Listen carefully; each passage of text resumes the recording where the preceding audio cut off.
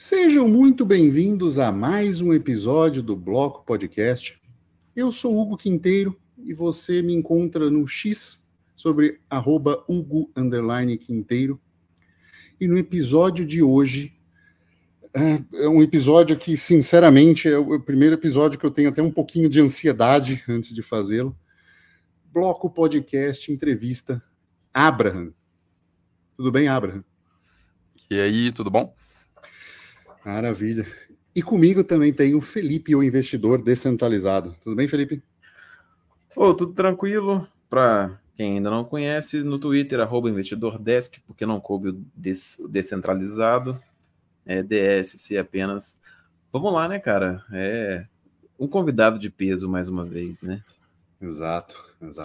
Obrigado. Às vezes eu me surpreendo, assim, eu fico olhando os episódios e falo, cara, eu não acredito que eu consegui conversar com essas pessoas, que eu tenho uma certa afinidade, né, e sou fã do trabalho. E para começar, assim, né, porque assim, por que eu fui estudar marketing digital? Porque eu não consigo entender como as pessoas pensam no processo decisório, especialmente de compra, até porque eu sou uma pessoa que eu não reajo a isso. Né? Depois eu fui entender por quê, mas assim, são umas questões mais profundas, existenciais minhas, mas eu não reajo a gatilhos, a fórmulas de lançamento, a uma série de coisas assim. E eu fui procurar entender por que as pessoas reagem assim e cheguei ao teu canal. Conta um pouquinho como foi essa sua trajetória. Eu sei que você conta ela detalhada no canal, mas para o nosso público que às vezes está chegando agora, e conta um pouquinho como é que foi essa sua trajetória. Cara, na verdade, assim, todo mundo reage. O nome gatilhos mentais, ele existe porque, na verdade, eu cheguei nessa conclusão recentemente, né? Na verdade, nada mais é do que manipulação mental, né? E todo mundo está suscetível a isso. Se você não caiu numa manipulação desse tipo ainda, é porque não conversaram, não puxaram os gatilhos específicos para você, entendeu? Mas assim que puxarem, você vai acabar comprando um produto. Qual que é a questão aqui? A questão é que não precisa ser manipulação. Você pode vender, você pode ter um marketing limpo, de forma que os gatilhos mentais estão expostos na mesa. Eu digo sempre que gatilhos mentais que são utilizados aqui no Brasil, que transformaram esse mercado num lixo, existem mais de 20 deles. E quase todos eles eu não considero éticos. Qual que é o gatilho mental que eu construo o meu negócio ao redor dele, praticamente? O único, né? É o gatilho da reciprocidade. Eu te ajudo, eu contribuo, eu edifico a sua vida e você confia em mim, em troca. Então, esse é um gatilho mental. E se você já comprou qualquer produto na sua vida, porque você assistiu o conteúdo de um cara e você olha e fala, pô, esse cara parece ser legal, ele parece que ele entende do que ele está falando, vou comprar esse produto aqui. Você já caiu num gatilho mental, só que é o gatilho ético, né? E, cara, começou assim, comigo querendo sair da CLT, né? Acho que praticamente todo mundo que começa a se envolver com o mercado de marketing digital é porque quer sair desse meio de trabalho convencional. E comigo não foi diferente. Eu trabalhava como recepcionista de uma academia e eu odiava muito aquele trabalho, e todos os trabalhos que eu já tinha feito na vida era assim, eu pedindo para morrer, porque eu odiava aquilo. E aí eu encontrei uma saída no mercado de marketing digital, foi lá em 2013, quando estava começando isso aqui, era tudo mato, né, que eu falo. Tava começando. E aí, no começo era assim, cara, me ensinavam que eu tinha que manipular as pessoas. Não era assim que eles falavam, né? Era assim, eles vendiam de uma forma bonitinha, mas no fim era manipulação. E todo mundo no Brasil aprendeu desse jeito. Você vai falar essa frasezinha aqui, que vai desbloquear não sei o que na mente do seu cliente, e aí você vai levar ele por essa jornada, e no fim você vai vender um produto. Que produto? Não importa. Se vira, depois você entrega qualquer coisa. O importante é vender. E foi nesse prisma que surgiu o mercado digital aqui no Brasil, cara. E eu sempre senti que tinha algo errado nisso, sabe? Quanto mais eu ia aprendendo e me desenvolvendo e construindo meu negócio, mais eu ia me desvinculando, assim, criando o meu próprio jeito de fazer as coisas. Então, uma coisa que eu sempre tive foi, eu sempre quis entregar um produto muito bom para os meus clientes, desde o começo. Tinha uma prática na época que era, vende primeiro, depois você constrói o produto. Nunca fiz isso, nunca tive coragem de aderir a essa prática. E aí fui construindo meu negócio, fui aprendendo os fundamentos, né, de como é que funciona a psicologia humana e de como que as pessoas compram as coisas. E eu fui me desvencilhando cada vez mais, eu fui me desvencilhando dessa coisa de gatilhos mentais e fui indo cada vez mais para esse lado de eu te ajudo e por eu te ajudar, né, por eu contribuir com você, você vai acabar comprando de mim. Até que chegou num ponto que eu falei, cara, eu posso ser bem sincero a respeito disso. Eu posso começar os meus conteúdos falando exatamente isso que eu penso. Eu tô fazendo isso aqui porque eu sou bonzinho? Não, é porque eu quero vender e eu sei que você vai comprar de mim se eu te ajudar. E aí você coloca os pratos limpos na mesa e assim, num mercado que tá completamente machucado, né, digamos assim, tá machucado, porque muita gente se frustrou comprando produto ruim e pagando caro em produtos que são uma porcaria. Num mercado que está totalmente machucado, alguém que fala isso, deixa esses pratos limpos na mesa, essa pessoa vai vender muito mais do que tentando ficar manipulando a audiência, sabe? Teoria dos jogos total, tem que ser bom para todo mundo, né? Cara, me chamou a atenção um negocinho, que é o seguinte, você trabalhava numa recepção de academia e eu sou formado em educação física, eu venho da área do treinamento, então você já era um vendedor de presencial, né? Assim, você já tinha essa coisa de entregar um produto e aí, se for isso, um produto que também feria a ética, né? Porque não entregava, é feito, né? Tem um outro podcast que fala de treinamento, né? O Mad Training Podcast, mas que que é específico, feito para que as pessoas não vão treinar efetivamente, ou não vá treinar efetivamente, e se frustrem com esse processo porque a academia ganha justamente com a venda e não com a retenção desse aluno. Você passou por isso também, né? Com essa questão não ética, né? Essa, na verdade, foi a minha primeira experiência com vendas e principalmente com venda antiética, porque eu entrei para ser recepcionista, na verdade era consultor de vendas, né? Que era o nome que eles inventavam lá para recepcionista. E como era uma academia de luxo, custava, eu lembro, na época era 2013 e custava R$400 a mensalidade. 2013, R$400 valia o quê? 6 milhões de reais. Dinheiro demais. Pois é. E aí eu passei por um processo de treinamento de vendas que era basicamente, cara, machucar o cliente, sentar com o cliente na mesa e fazer ele sentir a dor da gordura que tá ali, sabe? Fazer ele se imaginar na praia, gordo, com todo mundo rindo dele. Coisas assim, sabe? Passei por esse processo por esse treinamento de vendas e tinha um processo muito claro para fazer o cliente chegar ali na compra. E ali, para mim, assim, igual eu te falei, Hugo, eu não entendia na época, eu não sabia fazer a coisa, eu tava só fazendo o que me falavam que era para fazer. Então eu não entendi. Hoje eu enxergo aquilo, eu olho para aquilo e enxergo que era uma manipulação, né? Mas na época não, para mim o processo era esse, para vender. E a gente vendia dessa forma. E aí, assim, por coincidência, eu acabei pegando essa experiência que eu já tinha ali e jogando para a internet. No começo ali, né? Joguei para produtos na internet.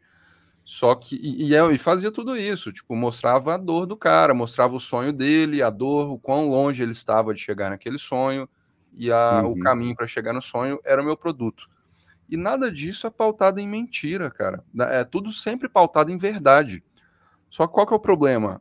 Você joga esse jogo das vendas especificamente para conversar com a parte emocional do seu cliente e não com a parte racional. Você não deixa, na venda antiética, você não deixa o seu cliente raciocinar. É tudo feito ali para que ele abra mão do córtex pré-frontal dele para tomar decisões totalmente com base em emoções. E aí você vende muito. E praticamente todo o processo de vendas de qualquer empresa no mundo, isso aí foi bem chocante para mim, depois que eu comecei a ir percebendo isso, né? Praticamente todo mundo vende assim, dessa forma, e vende muito. E aí eu resolvi abrir mão disso, cara. Sabendo isso, tendo o poder de vender muito, de fazer milhões, de manipular as pessoas para faturar milhões, eu sei que eu tenho esse poder. Eu resolvi abrir mão disso, porque eu não preciso disso. Assim, para mim vale mais a minha integridade hoje do que esse dinheiro no meu bolso. Então, o que eu resolvi fazer? Pautar todo o meu negócio hoje em fazer a pessoa tomar decisões racionais de compra. Eu fiz o contrário, né? Eu mudei essa chave aí. Por quê? Porque eu sei que eu vou ganhar bem menos agora. Eu ganho hoje muito menos dinheiro do que eu poderia estar ganhando. Só que, como a visão agora é um jogo de longuíssimo prazo, o que vai acontecer? Se o cliente toma a decisão racional de compra e ele percebe que ele precisa do meu produto agora, e ele entra no meu produto e ele realmente está preparado para fazer aquilo ali, para ter resultado com aquilo ali, o que vai acontecer é que a venda mais poderosa de todas, que sempre foi e sempre será, vai começar a acontecer. É o marketing boca a boca. Ele vai começar a falar bem de mim, ele gastou dinheiro comigo, colocou dinheiro no meu bolso, e ele ainda vai se tornar um divulgador da minha marca. Ele vai falar bem de mim para os amigos dele. E aí, no longo prazo, eu vou ganhar com isso, entendeu? Então, essa que é a minha abordagem, essa que é a minha visão hoje, atual. Você me corrija se estiver errado, mas a tua abordagem foi por córtex pré-frontal, né? Foi para o cara tomar a decisão racional de entender que o teu conhecimento agrega na vida dele e que ele, portanto, cria uma relação racional de confiança e não emocional pela dor que ele tem. Isso. A relação emocional, ela vem depois da venda. Porque depois que ele compra, ele percebe que ele foi honrado. Ele percebe que realmente ele está no lugar certo e que ele vai ter resultado com aquilo. Aí começa a relação emocional. E a partir daí eu vou construindo uma marca forte. E aí você me diz assim, mas e se você vendesse muito e usasse gatilhos mentais para vender mais? O que ia acontecer? Eu venderia mais. Só que as pessoas, a maioria das pessoas que estão entrando, que estão comprando e entrando naquele produto, elas não vão ter resultado, porque elas não estão preparadas para ter resultado com o produto. Elas não estão naquele momento ainda. E aí o que é o meu trabalho hoje? É entregar de graça essa preparação. Então tudo que eu entrego de graça para elas é a preparação para elas chegarem no momento de compra em que elas vão estar preparadas para ter resultado com aqueles produtos. Daria para dizer que esses gatilhos mentais, na verdade, eles são gatilhos emocionais, e esse gatilho de córtex pré-frontal, depois dessa entrega de conhecimento, é o que eles chamam de marketing de autenticidade? Ou estou viajando? Eu nunca ouvi esse termo, marketing de autenticidade, mas é um bom termo. Sério? Sério. Eu ouvi justamente no treinamento que é a pessoa justamente mostrar a realidade dela, e eu usei isso um tempo, e começou na época assim, sabe quando começou os stories? Aí a pessoa de marketing falou para mim, cara, posta a foto do teu café da manhã. Como assim? Mas não precisa... Cara, posta a foto do teu café da manhã e das coisas que você come, não precisa colocar nada. As pessoas têm curiosidade de saber como um atleta de nível mundial come. E, cara, você não tem noção de como isso na época fez resultado. Então, assim, é mostrar a tua realidade, né? Assim, olha, eu vim daqui, fui para cá, eu tô te dando esse conhecimento aqui porque é a minha experiência, e quando você estiver pronto para subir de nível, eu tô aqui para te ajudar. Isso meio que dá profundidade pro cara, né? Isso é muito importante, cara, você não fingir ser o que não é. Não fingir ser mais especialista do que de fato você é. Não fingir ter resultados que você não teve de fato, porque isso transparece. Então, você não precisa ser o maior pica das galáxias de todo para vender um produto. Você só precisa ser melhor do que algumas pessoas, tá?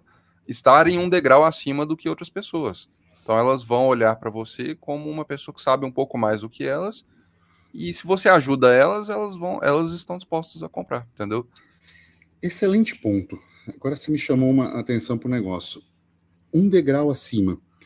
Se a gente está uma escada acima, e às vezes acontece, corre o risco da pessoa dizer assim, eu preciso me preparar para estar com ele. Como descer esse degrau? Entendeu? Como fazer esse filtro para que vários tipos de público entendam que você está um degrau só acima e por isso confiar em você? Você não desce nunca. E é por isso, essa que é a coisa legal, né? Essa que é a mágica. E é por isso que vai ter sempre vai ter espaço para todo mundo no mercado. Porque quanto mais eu vou me desenvolvendo em uma determinada direção, mais distante eu vou ficando do pessoal que está na base da pirâmide. Então, as pessoas que estão mais próximas deles, que estão ainda no início da jornada, mas que já atingiram um certo patamar, qual que é a diferença entre mim, que já estou longe, e essas pessoas que estão ainda na jornada? A diferença é que eu não tenho, por exemplo, hoje, mais tempo de ficar conversando no 1 a 1 com os meus clientes. É muito cliente que entra no meu produto, eu estou menos ativo na minha comunidade, então elas têm muito acesso ao meu conhecimento, à minha experiência, mas elas têm pouco acesso a mim. Agora, uma pessoa que está começando, já se desenvolveu, já conseguiu um pouco de resultados, e ela está começando a criar um produto dela, ela consegue estar mais próxima do cliente dela, e isso vale também. O cliente paga pelo acesso ao produtor do produto. Então, sempre vai ter espaço para novos entrantes, novas pessoas entrando no mercado. E aí, essa pessoa que está lá na base, ela vai se desenvolver, ela vai crescer, vai aprender mais, vai se tornar uma pessoa mais valiosa. Naturalmente, isso vai fazer com que ela cresça no mercado, venda mais, e aí abre espaço lá para a base de novo, para entrar uma nova pessoa ali no lugar dela, a qual o cliente terá mais acesso a ela. Entendeu? Entendi. Cara, deixa eu atravessar aqui e só fazer uma pergunta.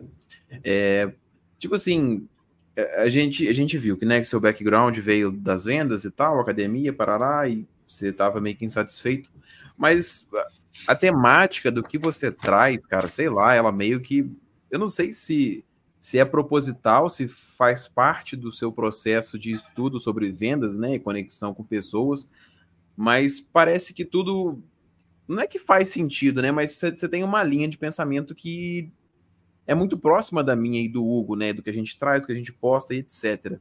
Você, tipo assim, a sua base de conhecimento para isso, você tem sempre teve esse viés mais libertário, ou você não tem esse viés e você só fala o que você quer e, sei lá, porque meio que conecta, sabe? Dialoga muito bem. Porque eu digo isso por conta daquele vídeo lá do sistema de ensino e esquema de pirâmide. Eu até abri ele aqui agora de novo para ver o nome. Tipo, é uma coisa que eu tinha na minha cabeça há muito tempo, e ele já é mais antigo, né? E aí, tipo assim, aí eu vi esse vídeo e falei, porra, mas é óbvio, porra. Tipo assim, sabe? Como é que ninguém nunca estruturou isso antes e tal, sabe? Aí eu fiquei pensando. Cara, assim, eu não sei nem se eu posso me considerar um anarcocapitalista. Acho que sim, acho que se for colocar um rótulo aí, vai ser isso. Mas eu já tenho esse viés acho que desde 2015, 2016, que eu tive o primeiro contato com Daniel Fraga. Eu acho que foi lá 2014, 2015, eu assistia o Daniel Fraga, achava ele meio doidão, mas fazia sentido, sabe? E desde então eu sempre soube que o Estado era um inimigo, que o sistema não era meu amigo. E só que naquela época eu tinha uma empresa que eu falava de um nicho, né? Era música eletrônica. Então eu tinha esse viés, eu gostava de estudar essas coisas, eu estava interessado nesse tipo de tema, de assunto, e ninguém sabia, porque eu tinha uma empresa de nicho, ninguém sabia. Eu não expunha isso na internet. E aí o que acontece, cara? O nicho começou a matar a minha vontade de trabalhar, porque no começo era assim, eu gosto muito de música, eu quero viver em contato com isso, então vou criar uma empresa relacionada a isso, porque aí eu vou viver do meu sonho, né? Viver da minha paixão. Só que aí, cara, a gente começa a descobrir depois que quando você começa a trabalhar com a sua paixão, ela vai deixando de ser uma paixão, vai começando a virar um trabalho monótono. Depois de 8 anos, acho que foram 8 anos que eu fiquei naquela empresa. Sei e bem. já era YouTube, né? Eu lembro que eu fiz mais de 800 vídeos para um canal de YouTube nichado, tudo sobre música. Eu parei de gostar de música, eu parei de ter interesse naquilo, e eu me pegava pesquisando sobre outras coisas, consumindo outras coisas no meu tempo livre, e pensando, pô, se eu fizesse conteúdo sobre isso aqui, seria mais legal. Só que aí eu cheguei numa conclusão. Se eu fizesse conteúdo de nicho sobre aquilo que eu estava interessado naquela época também, e continuasse criando um negócio em torno daquele nicho, eu ia matar de novo a minha curiosidade sobre aquilo, porque a gente vai mudando de interesses ao longo da vida. E alguns deles perseguem a gente por muito tempo, outros não. E aí eu pensei, eu não posso criar conteúdo só sobre uma coisa que eu gosto, porque de repente eu não vou gostar mais dela, eu vou criar conteúdo medíocre a partir do momento que eu não gostar mais dessa coisa. E aí o que eu fiz? Eu resolvi virar o meu próprio nicho. O que é o meu nicho hoje? É a minha personalidade, são as coisas que eu tenho interesse.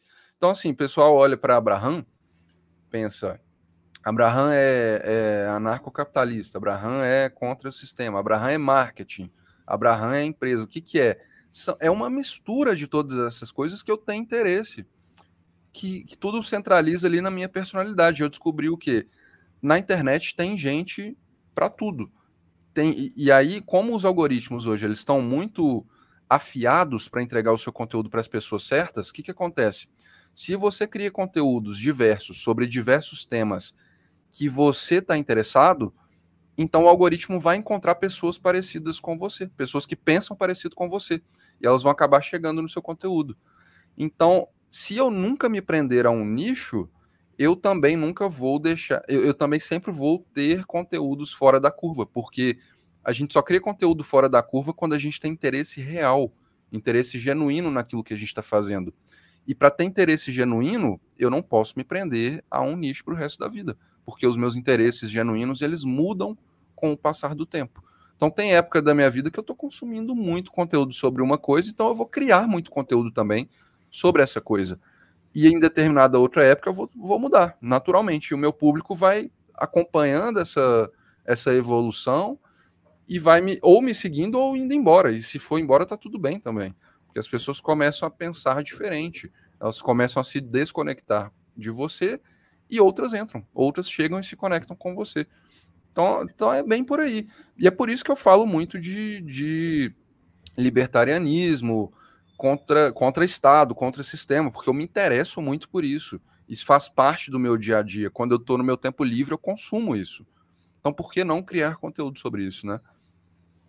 Pô, cara, é engraçado, porque em tese, a primeira coisa que a gente aprende quando a gente fala de marketing é que você defina um nicho, né? E isso meio que vai contra. Talvez, se você tivesse um nicho, será que você teria mais audiência ou foda-se, tanto faz? Quanto mais conhecido você é, quanto maior a sua base de audiência, mais você tem liberdade para se desvencilhar do seu nicho. Então o nicho, eu não quero demonizar aqui o nicho e falar, nossa, nicho não serve para nada. Ele serve.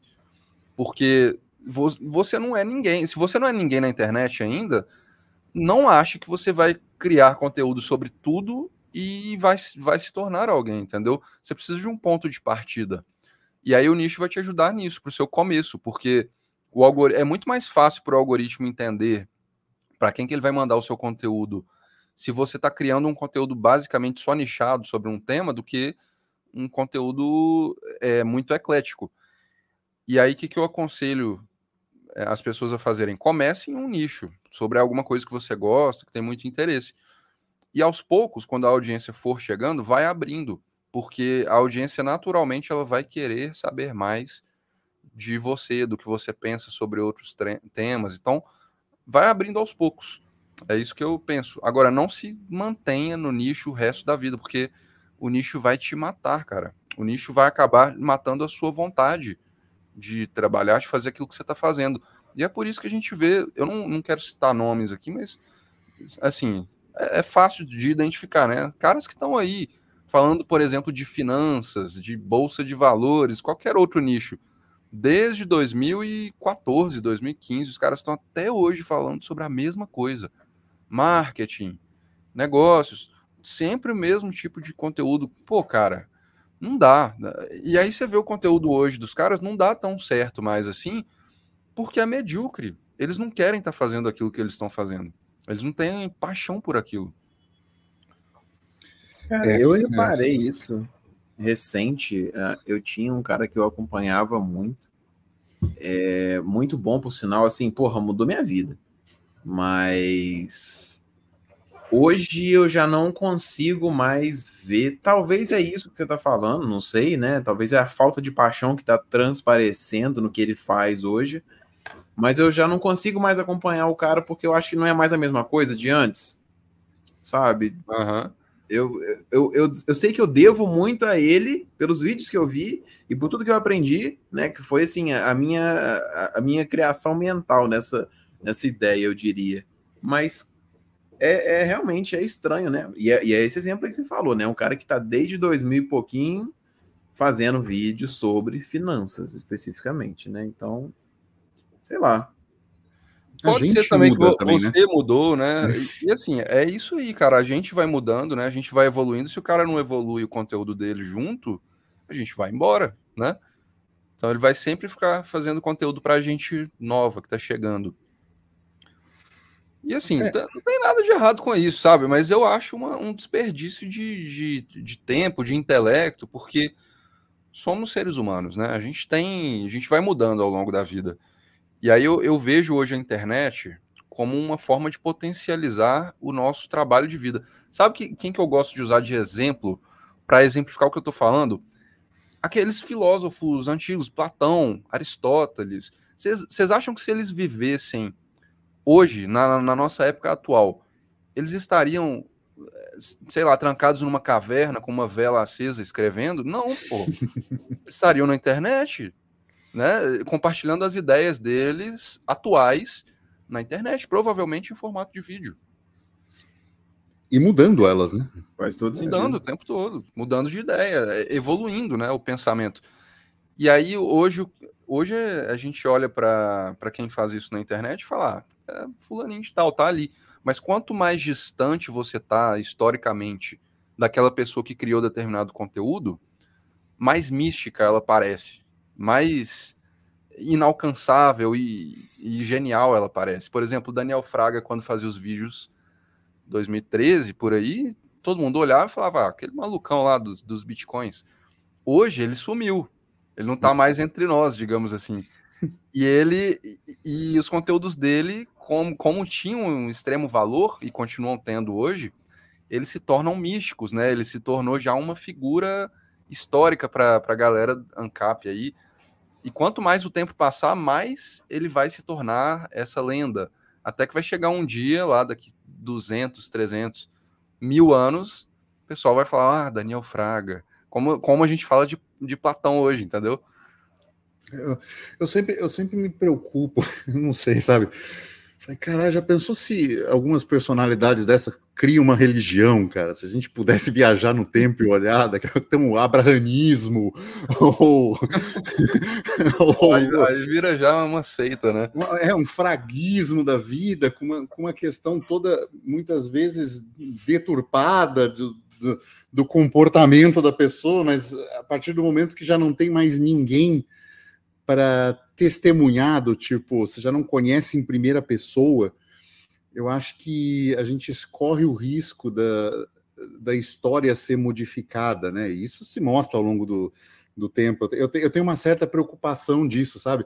Às vezes eu falo assim, pelo amor de Deus, não me idolatrem, sabe? Eu tenho imperfeições, falhas, mas eu só estou mostrando um ponto de vista, mas não façam disso, pelo amor de Deus, uma religião a ser seguida, sabe? Porque preocupa. Eu acho que o público brasileiro, não sei se você compartilha essa opinião, mas ele é muito carente por líderes, né? E é isso que leva a coisa, eu acredito, do Brasil para um lado ruim, que é alguém no governo tem que fazer isso por mim, a necessidade da gente ter ídolos, sabe? O rei do futebol, o rei da música, o rei das pistas, né? São todas pessoas que a gente precisa.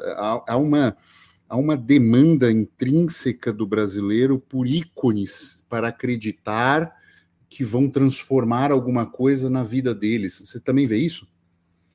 Eu não acho que isso é nem do brasileiro, né? Acho que é do ser humano mesmo. A gente sempre busca essa personalidade, a gente idealiza, né, esses ícones. Essa é a verdade. E eu acho que assim, se a pessoa está criando conteúdo, está publicando alguma coisa na internet e ela está buscando isso, ela está buscando ser idolatrada, criar a própria seita, assim, eu acho que, na minha opinião, ela já perde, na minha visão, ela já perde essa credibilidade, ela já não está fazendo isso de forma autêntica mais, sabe? Ela está fazendo para alimentar o próprio ego.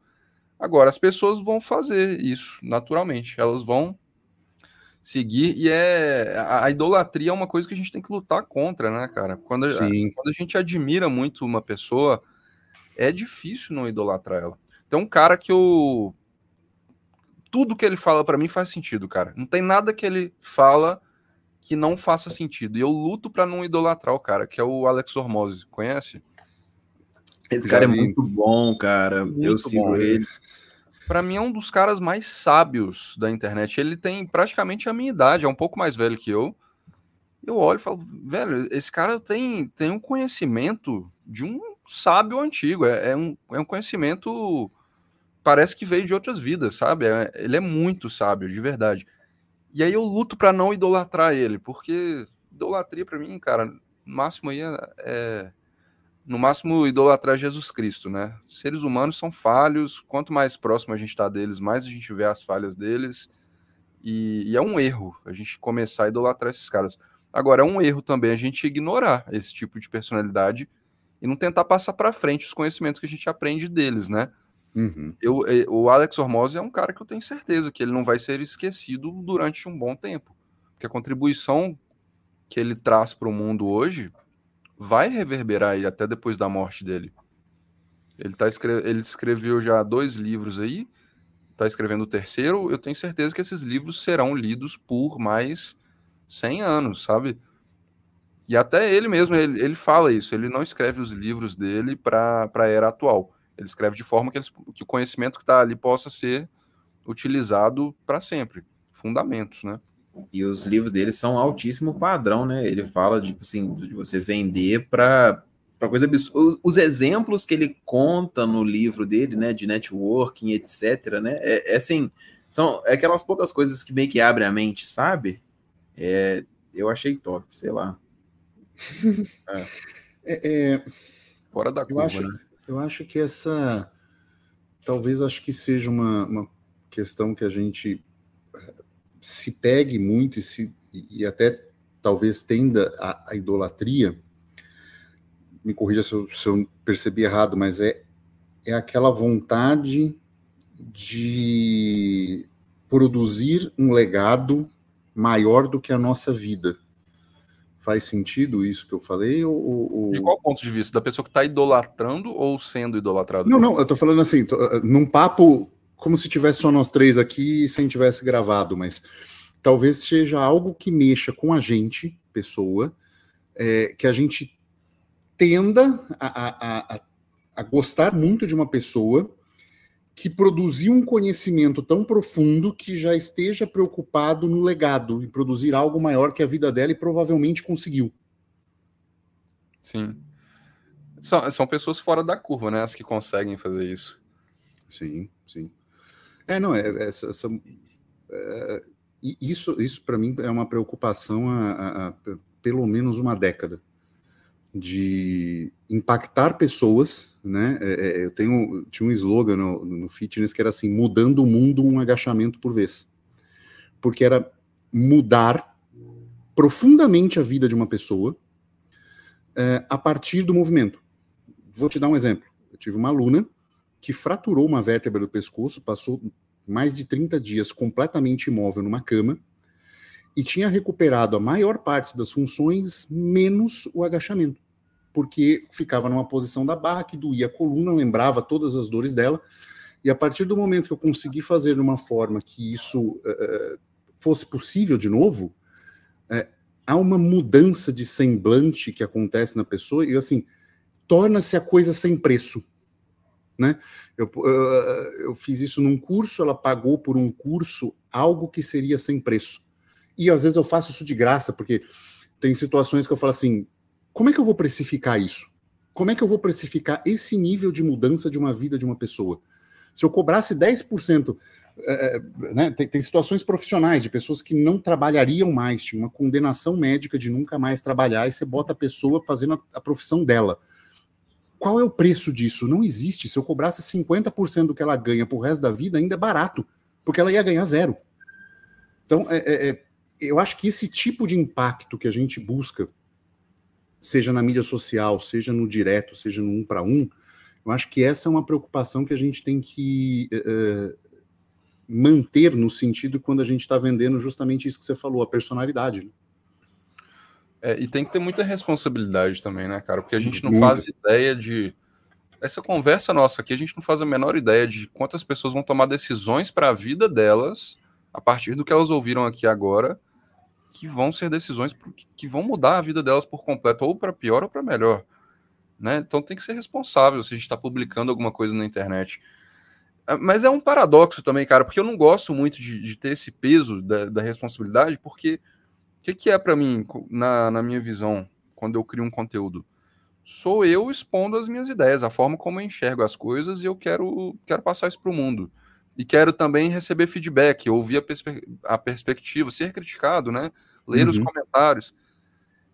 Só que, ao mesmo tempo, eu tenho completa convicção de que isso está sendo decisivo. Cada conteúdo que eu estou publicando está sendo decisivo para algumas pessoas. Você falou aí dessa aluna, teve um e-mail que eu recebi uma vez que me impactou muito, que era um cara dizendo que estava na cama de hospital com câncer terminal e me agradecendo porque os últimos dias de vida dele estavam valendo a pena pelos conteúdos que ele estava maratonando meus. E aquilo ali eu parei. Falei, putz, foi assim, foi muito impactante. E quantos desses que não me mandam mensagem? Quantos desses que estão aí só consumindo passivamente aquilo que a gente está publicando e que não falam nada, né? Eu agradeço a chance da gente estar conversando, porque eu posso falar isso. Tem eu dirigindo por estradas em Portugal, no norte de Portugal, e ouvindo conteúdo e certas coisas que você disse que me impactaram profundamente, principalmente na maneira de passar esse conteúdo, né? Essa preocupação que eu tenho com o educacional, de mostrar esse conteúdo, entender pessoalmente, né, que eu preciso desse conflito. Cara, eu só consigo, assim, eu sempre procuro estar em lugares onde eu seja o pior, para eu poder crescer no ombro de pessoas maiores do que eu, para buscar isso. E a internet tem se mostrado muito boa em relação a isso, de ideias, dessa troca de ideias. E esse impacto que causa, sabe, de mudança de raciocínio, desse conflito que eu preciso ter para que eu cresça em cima desse conflito, né? Assim, é muito uma busca de autoconhecimento às vezes, né? Porque você na busca de uma melhora, né? Eu tenho certeza que você faz isso também, você busca esse desenvolvimento. E esse desenvolvimento leva a gente para um outro caminho que a gente olha para trás às vezes e fala, nossa, mas se não fosse aquele ponto na vida, eu não chegaria aqui. Aquelas pequenas mudanças que trocam. Esse próprio podcast nasceu assim, né? Uma amiga me entrevistou e aí foi entrevistar o Felipe, e o Felipe foi absolutamente rechaçado nessa entrevista, porque ele falava de Monero, e eu olhei para ele e falei, cara, é sobre isso que eu queria entender. Ele me passou um curso gratuito, a gente começou a discutir e falou, cara, a gente precisa fazer isso num podcast, e estamos aí, quase 150 episódios. Né? Você vê um ponto da tua vida onde você tomou essa decisão de, cara, eu vou expor a minha personalidade? Qual foi esse ponto que virou a chave? Ele foi premeditado, ou ele veio de uma vontade intrínseca que você atrelou produtos a marketing disso? Quando eu parei, assim, eu decidi sair da minha última empresa, né? Resumindo muito a história, eu tinha uma empresa aí que era educacional de música eletrônica.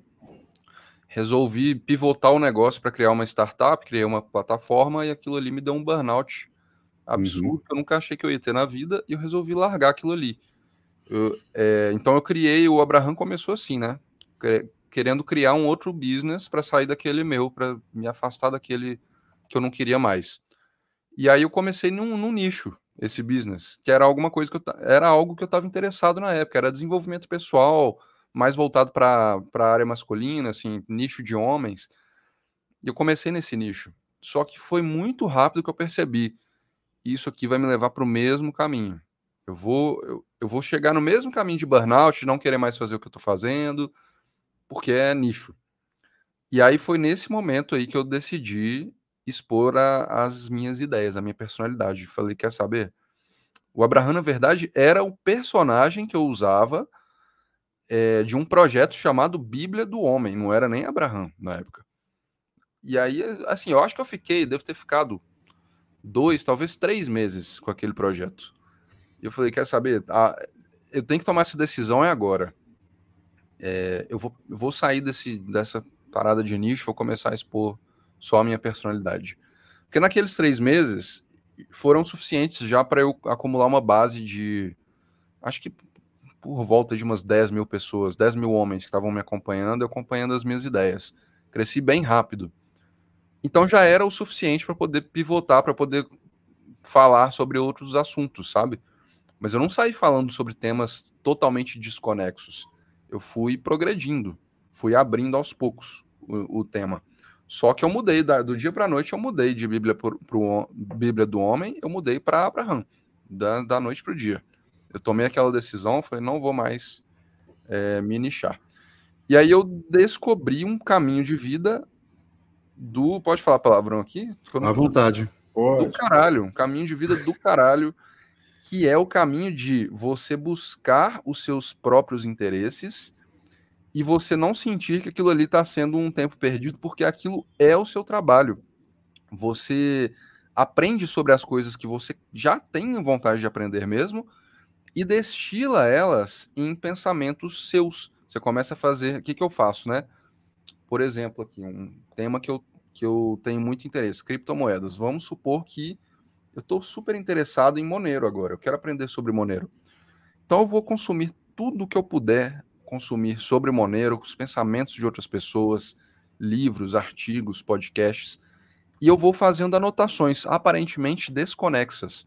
Tudo aquilo que me interessa, que eu acho que é um ponto assim de interesse, eu pauso, paro, anoto. O que eu pensei, qual foi o pensamento que surgiu a respeito daquilo. Depois eu pego todas essas anotações, leio e organizo uma linha de raciocínio sobre o que eu penso sobre Monero. E aí eu simplesmente compartilho isso para o mundo. E existe aquela máxima, né, de que quando você simplesmente aprende passivamente, você absorve ali, eu não sei quantos por cento, mas se eu não me engano é tipo 50%. É bem menos. É menos, né?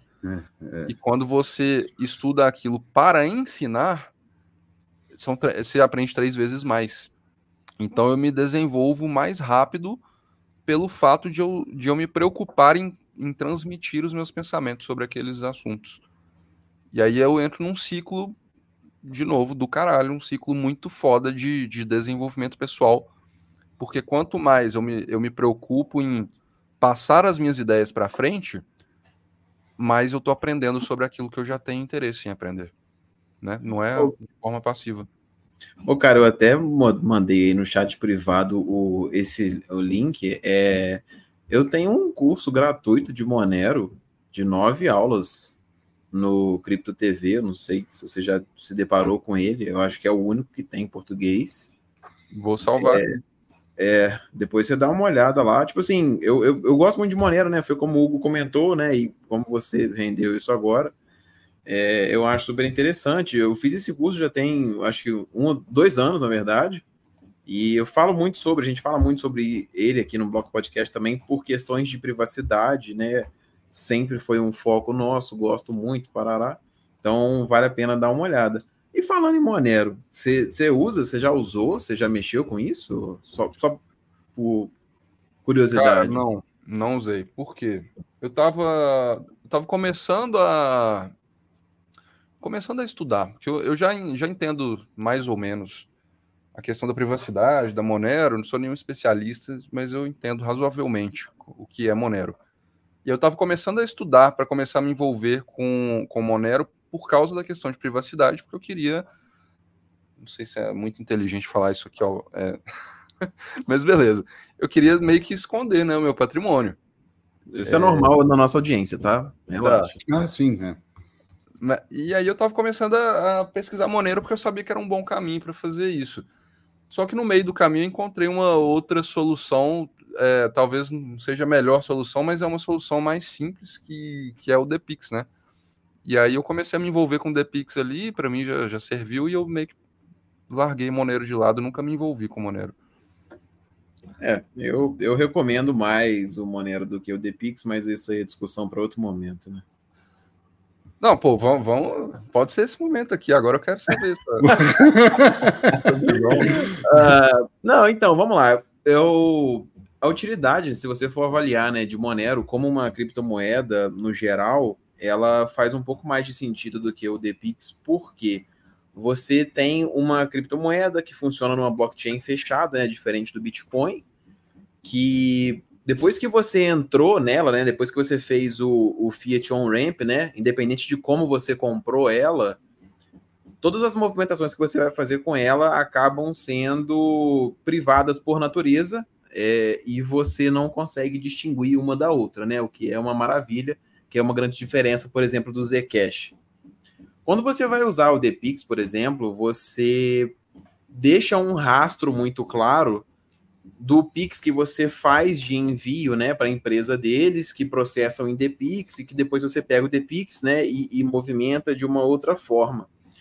Porque a empresa do pessoal do DPix, ela é devidamente regulamentada. Eu sei que não é no Brasil, né, eu sei que é no formato de offshore, mas ainda assim ela existe uma regulamentação que não se aplica no caso do Monero.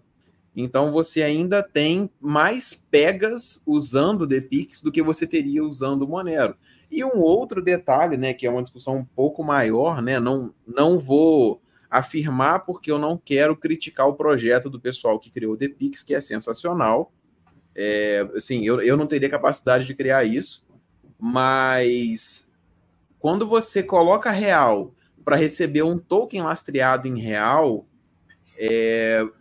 você não necessariamente consegue garantir que essa paridade vai se manter, não no fato dele valer R$1, mas no fato de você ter reservas que realmente possam ser usados para garantir que você tenha esse dinheiro de volta caso você precise. Não estou falando que é o caso, mas Felipe, eu perdi dinheiro na Terra Luna, e hoje todo mundo que fala esse tipo que oferece esse tipo de coisa para mim, eu fico com o pé atrás, entendeu? Eu perdi também não com a Luna, mas a Luna acabou gerando colapso lá da FTX, né? Eu perdi uma boa grana nessa brincadeira aí. Eu perdi, assim, eu tinha aquele UST, né, que era o dólar da Luna, que estava rentabilizando 19% ao mês, né, uma coisa assim. Eu tinha um tanto daquilo, e era essa vibe, né? O que você tem é dólar, vale o preço do dólar, só que ninguém garante a reserva, entendeu? Era a mesma coisa. Cara, mas aí, assim, se a pessoa vai usar o DPix para fazer reserva em shitcoin, que é a pior do mundo, né, que é real, aí é melhor ela deixar no banco, né, na minha opinião. O DPix, com certeza. o objetivo dele, na verdade, é você passar por ele para fugir dele o mais rápido possível. E aí, assim, qual que é a minha visão? A Monero, por mais que seja mais privada, eu gosto do conceito de vida cinza, que é assim, você não passar nem muito acima do radar, nem muito abaixo dele. E aí, para mim, o que você citou aí como uma fraqueza do DPix, para mim, na verdade, é a força, né? Porque ele passa por um sistema regularizado e eu vou passar meio que despercebido nesse radar, entendeu? Para mim, essa é a força. E Não, tem aquela frase que dizem aí que também, que se o Bitcoin fosse uma real ameaça ao Estado, ele seria proibido, né? A Monero está sendo proibida, porque ela é a real ameaça ao Estado. E aí, para mim, é que tá o ponto. É que a gente passa muito acima do radar, entendeu? Ou muito abaixo, seria. Muito abaixo, não, né? eu entendi. Mas, assim, a grande questão, porque a nossa sugestão, no geral, a gente fala assim, a nível de curso e alunos e etc., é que o dinheiro que é para ficar fora do radar fique completamente fora e o dinheiro que é para ficar no radar continue no radar. E a gente não exclui nenhum do outro. A gente quer que você tenha o dinheiro que vai ficar no radar, ele tem que ficar no radar. Você não vai deixar de pagar imposto, você só vai pagar 1/3, talvez, o que você quiser a menos. E o dinheiro que for ficar para fora do radar, que fique totalmente fora. É mais ou menos essa a nossa ideia, entendeu? Porque quando eu faço DPix, eu tenho o dinheiro do radar, que está no radar, e eu tenho um dinheiro que eu estou tirando do radar, mas que tem o traço que eu estou tirando do radar. Então isso pode não ser interessante para a gente, entendeu? Pode, né? É uma suposição minha, por isso que eu não gosto. Pois é, mas agora uma dúvida de leigo aqui, de pseudo-leigo real, tá? Quando você, por exemplo, usa o DPix lá na rede Liquid para passar para Bitcoin e jogar numa carteira 100% virgem, isso gera algum tipo de traço ou não? Não, esse processo aí de você pegar um token na Liquid e fazer isso virar Bitcoin na Liquid não tem o traço, porque a Liquid, em tese, garante a privacidade. Você tem que confiar na blockstream o suficiente para acreditar que a Liquid é totalmente privada. Não estou falando que não é, parece que é, parece ser um bom serviço. Mas este processo aí, ele é um processo bom, ele é um processo que te dá privacidade. A grande questão é você... antes. Seria o que você vai fazer antes do seu dinheiro real virar DPix. É esse o processo aí que eu tô falando, que é um pouco mais complexo. Mas o resto não, o resto é tranquilo. Saquei. Eu sou assim, o tipo de público... Como é que eu posso dizer? Eu não posso mais me considerar um leigo nesse mercado de criptomoedas. Eu já estou no mercado há 2 ciclos. Mas em questão técnica, eu sou um cara que acho que eu posso fazer boas perguntas, assim. Que são perguntas dos caras que são leigos, que não saberiam nem perguntar, entendeu? Não, é pertinente.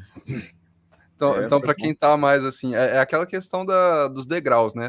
Vocês dois aí, provavelmente, vocês já estão degraus muito acima dos meus na pirâmide, ou seja, vocês não entendem muito as dores de quem tá na base. Eu já tô mais próximo da base, mais no meio, assim. Então eu acho que eu consigo trazer de vocês o conhecimento interessante para quem tá mais na base. Não, o Felipe falou um negócio que a gente gravou um episódio anterior a você, que era responder no público, e que é muito parecido com o que a gente falou. É preciso compartimentar as coisas e cada uma delas ter a proteção do modelo de ameaça que você pensou. Então, assim, cara, esses R$10 aqui que eu recebi, dessa forma, eles nunca vão existir. Eles são para um cenário catastrófico onde a sociedade está desmoronando e eu vou ter que usar isso aqui eventualmente num outro país que eu tiver em fuga. Uhum. Aí você vai ter uma abordagem com esse dinheiro. Agora, esse aqui não, esse aqui é o que eu recebi bonitinho pela minha empresa, não sei o quê, eu quero simplesmente colocar ele desta forma aqui como ativo de investimento. Aí ele toma um outro caminho, uma outra necessidade do que a gente chama, né, de OPSEC, que é a operação de segurança, mas você cria camadas de modelo, né, inclusive como a gente fala e recomenda, inclusive da carteira do ladrão, porque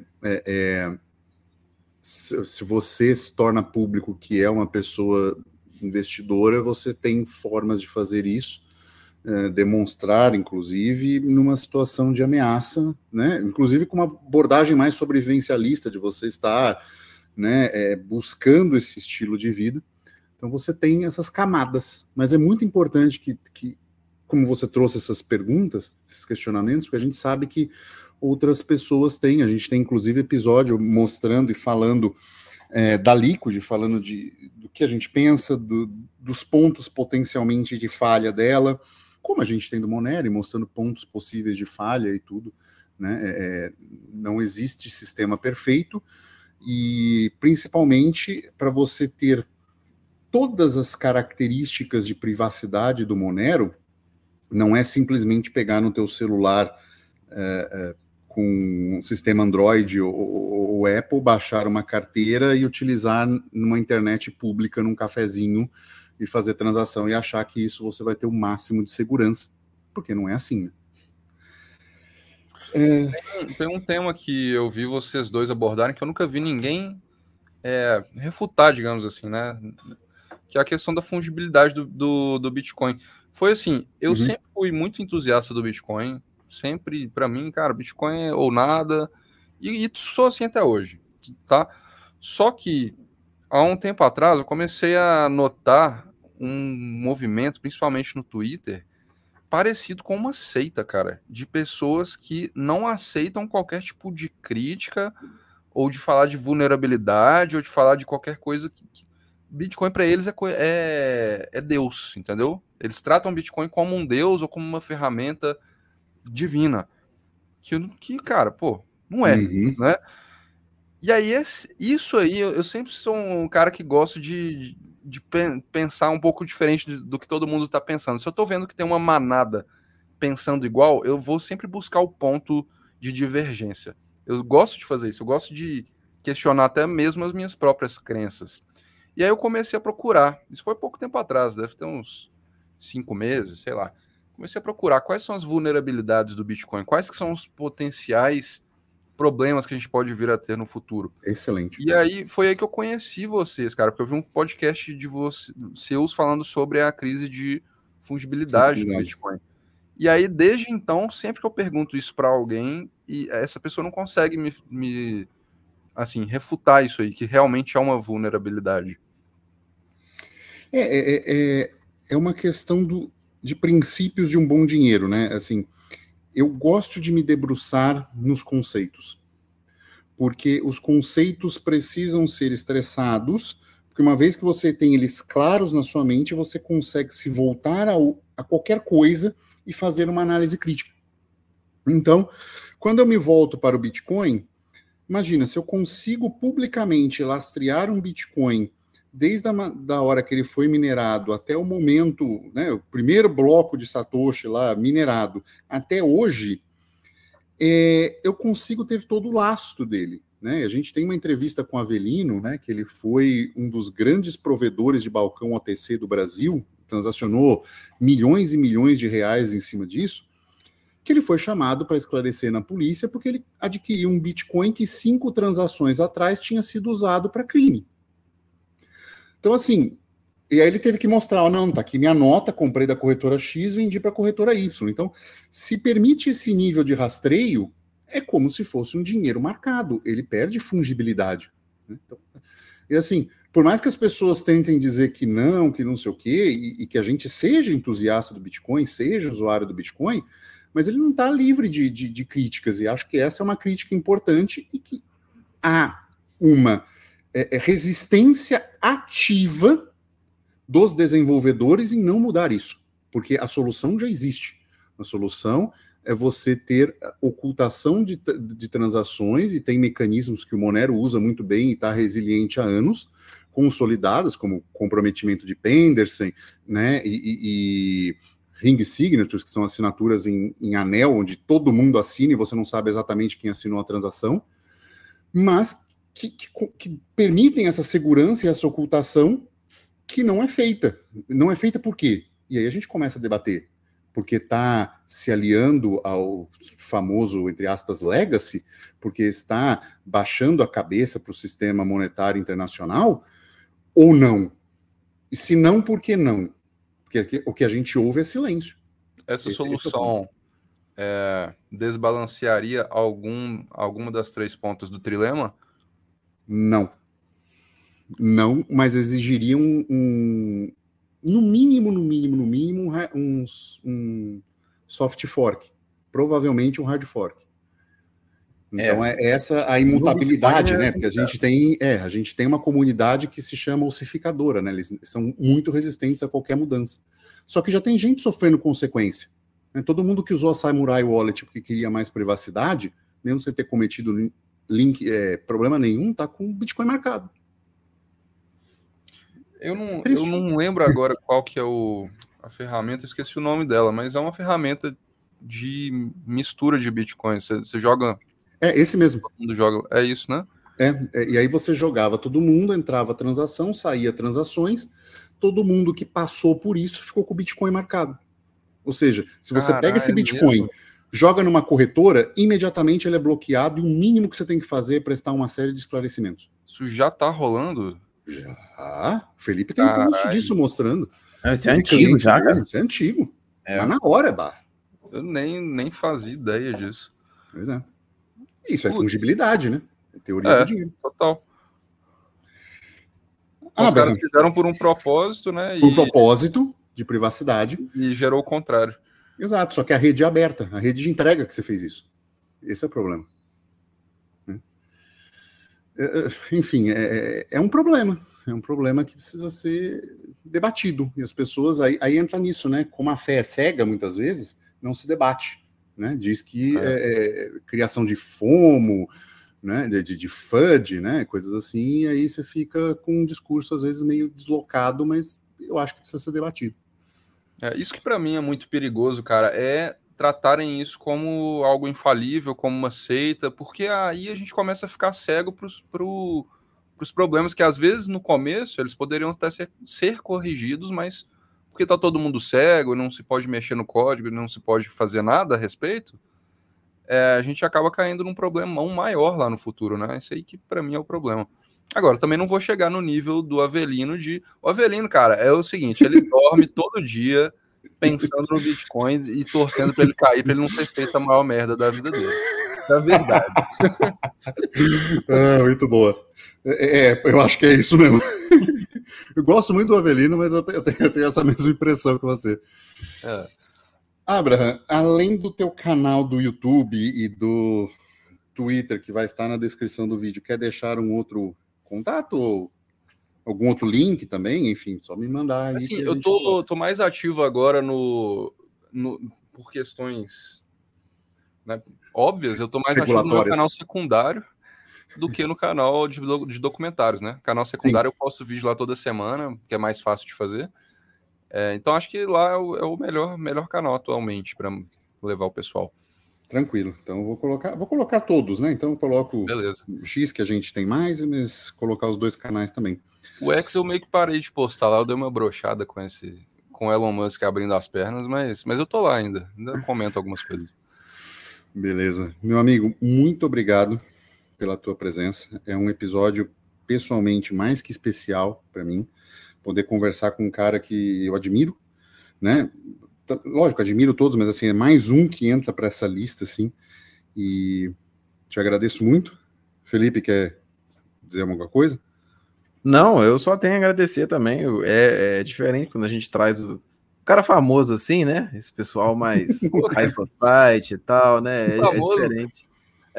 O cara normal, pô. Pra gente, todo mundo é famoso, você. Legal, cara.